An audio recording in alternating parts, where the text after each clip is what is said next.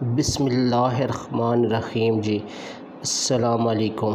آسیہ کا نام آسیہ تھا، بہن بھائیوں میں سب سے بڑی تھی۔ اس سے چھوٹے 2 بھائی اور ایک بہن تھی۔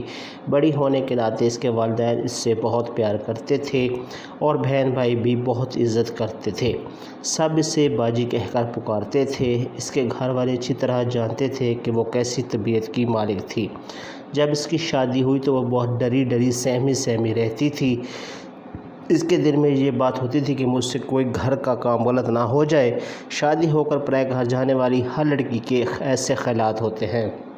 حالانکہ وہ خود میکے کا سارا کام کاج، گھر کی دیکھ بھال، بڑوں کو ڈیل کرنا سب خود کرتی تھی۔ سسرال کا ڈر، لوگوں کی طرح کی باتیں سن کر اس کے دل میں بیٹھ گیا۔ حالانکہ اس کے سسرال والے بہت محبت کرنے والے لوگ تھے۔ ساسیں، سسر، نندیں، دیور، ماشاءاللہ بھرا پڑا گھر تھا جہاں سے سب محبتیں نچھاور کرنے والے لوگ رہتے تھے۔ جب وہ دلہن بن کر پہلی مرتبہ اس گھر میں آئی تو وہ سب کو بہت اچھی لگی تھی۔ پھر آہستہ وقت گزرتا گیا اور سب کے رویوں میں بدلاؤ آنا شروع ہو گیا۔ چھوٹی باتوں پر روک ٹوک ہونے لگی تھی کیونکہ وہ ایک چھوٹے گھر سے آئی تھی اور اس کا سسرال ایک حویلی نما تھا۔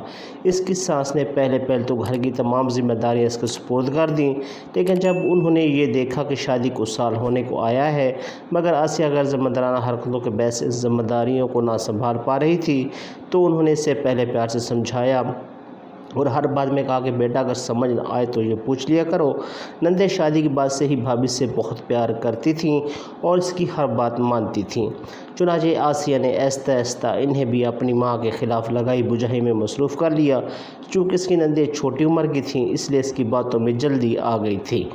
امی نے تو کبھی ہم سے بھابھی کی کوئی بات نہیں کرتی مگر بھابھی موقع ملتے ہی امی کے خلاف اس طرح بات کرتی ہیں کہ جیسے وہی ان کی سب سے بڑی دشمن ہو۔ وقت گزرتا گیا اور آسیہ ایک کردار بن کر اپنے چہرے پر معصومیت کا خول چڑھائے ہر کسی کے آگے سسرال والوں کو ظالم اور خود کو اور اپنی والدہ کو مظلوم ثابت کرتی رہی۔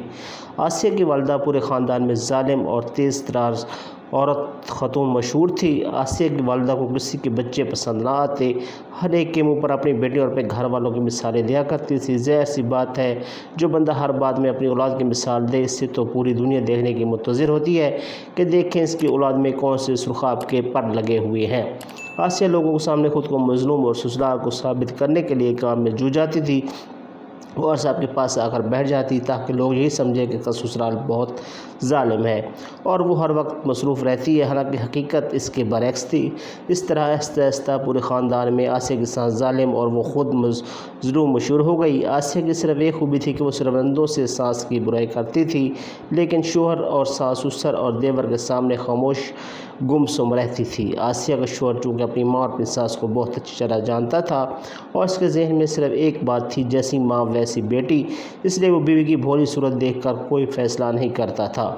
چونکہ اسے علم تھا کہ آسیہ خاموش تو رہتی ہے لیکن اس کی خاموشی کے پیچھے چھپے طوفان کو محسوس کر رہا تھا۔ خیر وقت گزرتا گیا اور آسیہ کی تمام تر لاپرواہیوں کو برداشت کرتا رہا۔ آسیہ ایک بیٹے کی ماں بن گئی۔ ماں بننے کے بعد آسیہ کے معمولات تبدیل نہ ہوئے۔ آسیہ کی ماں نے آسیہ کے سسرال والوں کا جینا حرام کر دیا تھا۔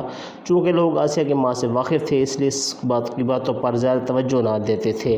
وہ بھی ایک عام سا دن تھا جب آسیہ کے شوہر ہادی کو اس کے فرسٹ کزن کا فون آیا جو کچھ دن پہلے ساؤتھ افریقہ سے لوٹا تھا اور واپسی پر آسیہ کے گھر ہو کر آیا تھا۔ حال حوال کے بعد منظر نے ہادی کو ڈانٹنا شروع کیا کہ تم اتنے پڑھے لکھے ہو کے باوجود اپنی بیوی کے ساتھ اتنا برا سلوک کرتے ہو۔ بھائی جان میری سمجھ میں کچھ نہیں آ رہا، آپ کیا کہہ رہے ہیں؟ ہادی میں کبھی آسیہ کی ماں کی باتوں پر یقین نہ کرتا اگر وہ مجھے آسیہ کے ہاتھ کا لکھا خط نہ پڑھوا دیتی۔ ان کی بات سن کر ہادی کا بکا رہ گیا۔ وہ جانتا تھا کہ آسیہ کی خاموشی کے پیچھے جو طوفان چھپا تھا آج اس کی اصل شکل سامنے آ گئی ہے۔ ہادی کا دل اپنی بیوی کی طرف سے بددل ہو چکا تھا۔ بہت جلد سے معلوم ہو گیا تھا کہ اس کی بیوی گھر کی ہر بات خط کے ذریعے اپنی ماں کو بتاتی ہے۔ ہادی نے محلے کے اس معصوم بچے کو بھی ڈھونڈ لیا جس سے آسیہ خط پوسٹ کرواتی تھی۔ ہادیہ کی جیب میں آسیہ کی ماں کو بھیجا گیا خط تھا مگر اس نے ہوش کا دامن ہاتھ سے نہ چھوڑا اور تحمل سے آسیہ سے پوچھا کہ تمہاری والدہ کے پاس تمہارے ہاتھ کا لکھا کون سا خط ہے جسے بھائی منظر پڑھ رہے ہیں؟ آسیہ صاح مکر گئی۔ وہ بولی آپ کو مجھ پر بھروسہ نہیں؟ ہادی نے سختی سے پوچھا کہ مجھے میری بات کا جواب چاہیے۔ تم نے خط لکھا ہے یا نہیں؟ آسیہ نے اپنے بیٹے کے سر پر ہاتھ رکھ کر قسم کھائی کہ میں نے آج تک کوئی الٹی سیدھی بات نہیں لکھی، آپ مجھ پر شک نہ کریں۔ ان کی آواز سن کر گھر بھر کے افراد جمع ہو گئے۔ ہادی کا دل آسیہ کی طرف سے بہت خراب تھا۔ اس نے سب کے سامنے خط کھولا اور پڑھنا شروع کر دیا۔ جو وہ خط پڑھتا جاتا، آسیہ کی حالت غیر ہوتی جاتی تھی۔ آسیہ کے ڈھول کا پول چوراہے پر کھل چکا تھا۔ اس کے بعد آسیہ اور ہادی کے درمیان صرف ایک تعلق رہ گیا تھا، جس میں محبت نہیں، صرف حقوق اور فرائض شامل تھے۔ آسیہ آج بھی اپنے سسرال میں موجود ہے۔ اس کا میکا چھوٹ چکا ہے۔ اس کے والدین کی حقیقت سارے خاندان پر اشکار ہو چکی ہے، لیکن آسیہ اب رانی نہیں بلکہ باندی بن کر زندگی گزار رہی ہے۔ اس نے جیسی ماں ویسی بیٹی کی مثال خوب قائم کی ہے۔